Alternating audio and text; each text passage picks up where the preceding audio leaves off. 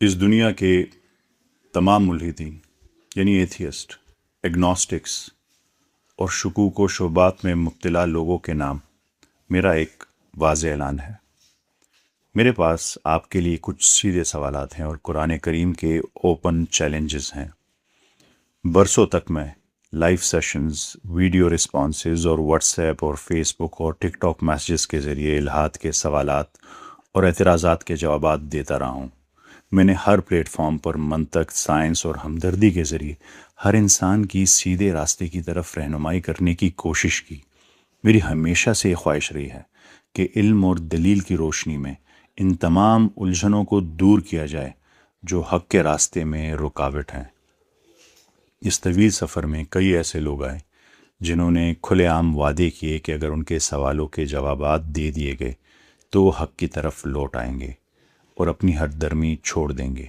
کچھ آئے بھی، لیکن کچھ جب انہیں ناقابل تردید لاجیکل اور سائنٹیفک دلائل کے ساتھ جوابات مل گئے تو وہ اپنا وعدہ پورا کرنے میں مکمل طور پر ناکام رہے۔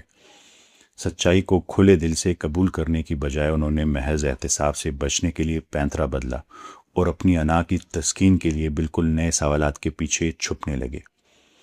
تب مجھے اس تلخ حقیقت کا احساس ہوا۔ دراصل انہیں جوابات چاہیے نہیں، وہ اپنے تعصب اور ضد کی تاریکی میں اس قدر ڈوبے ہوئے ہیں کہ وہ کبھی بھی قرآن پر غیر جانبدارانہ، دیانتداری اور سائنسی بنیادوں پر تحقیق نہیں کریں گے۔ ان کا مقصد سچائی کی تلاش نہیں بلکہ محض بحث برائے بحث ہے۔ میرے آڈینس مجھ سے پوچھ رہے تھے کہ آپ ان سے سوال پوچھیں۔ اب وقت آ گیا ہے کہ گیند ان کے کورٹ میں ڈالی جائے۔ اب محض دفاع کرنے کی بجائے میں آپ سے براہ راست سوالات پوچھ کر آپ کو سوچنے پر مجبور کروں گا۔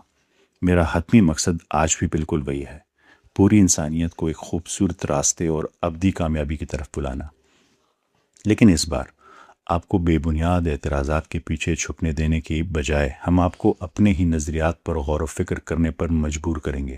میرا پہلا سوال ہے، ہم آرٹیفیشل انٹیلیجنس یعنی اے آئی، مشین لرننگ اور کمپیوٹیشنل لنگوسٹکس کے دور میں جی رہے ہیں۔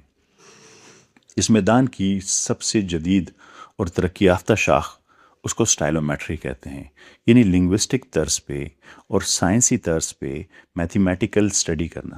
انسانی نفسیات کا ایک مسلم اصول ہے کہ ہر ایک انسان کا اپنا ایک منفرد لسانی فنگر پرنٹ ہے، لنگوسٹک فنگر پرنٹ ہوتا ہے۔ انسان جب بھی بولتا ہے یا لکھتا ہے، اس کے لاشعور یعنی اس کے سب کانشیس میں موجود الفاظ اور جملوں کی بناوٹ خود بخود ظاہر ہونے لگتی ہے۔ یہ ہر ایک کی الگ ہوتی ہے۔ اگر آپ کسی دوسرے کے لکھنے کا انداز نقل کرنے کی